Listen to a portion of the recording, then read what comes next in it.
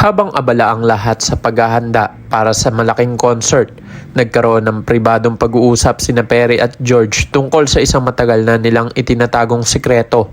Pinagsabihan ni Perry ang kaibigan na maging maingat, ngunit kampanteng sinabi ni George na wala naman siyang pinagsabihan at walang makakaalam hanggat walang umaamin.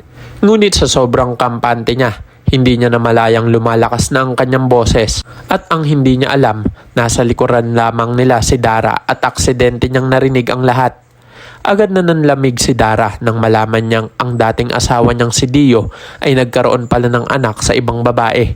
At ang mas masakit pa, ang babaeng iyon ay walang iba kundi si Minchi, ang dati niyang matalik na kaibigan at minsan ding naging karibal. Habang nasa dressing room, tulala at hindi makapaniwala si Dara sa kanyang narinig.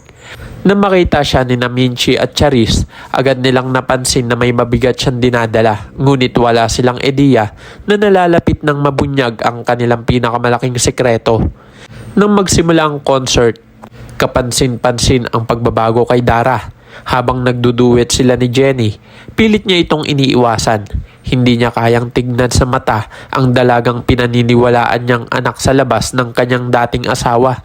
Samantala, litong-lito naman si Jenny kung bakit tila malamig at mailap sa kanya si Dara. Ngunit hindi na kinaya ng emosyon ni Dara ang lahat. Sa kalagitnaan ng kanyang performance, tuluyan siyang napaiyak at nawala ng malay sa harap ng maraming tao.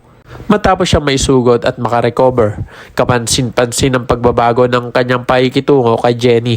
Mas madalas na niya itong mapag-initan dahil hindi maalis sa kanyang isip ang masakit na katotohanan ng kanyang nalaman.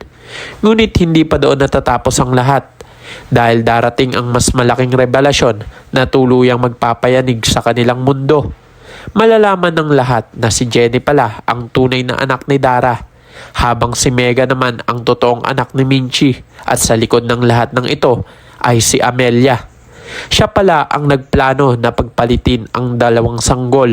Maraming taon na ang nakalipas. Ang dahilan, nais niyang ilayo ang tunay niyang apo na si Jenny sa magulo at komplikadong mundo ng showbiz upang magkaroon ito ng mas tahimik na buhay. Ngunit sapat na ba ang dahilan na iyon upang patawarin ang napakalaking kasalanang kanyang ginawa? Sa puntong ito, tila mas marami pang tanong kaysa sagot. Paano haharapin ni na Jenny at Mega ng katotohanan? At ano ang magiging kapalit ng matagal ng itinatagong sekreto ni Amelia? Kung nagustuhan nyo ang recap na ito, huwag kalimutang mag-like, mag-share at mag-subscribe para sa mas marami pang teleserye updates, recaps at mga nakakagulat na revelasyon.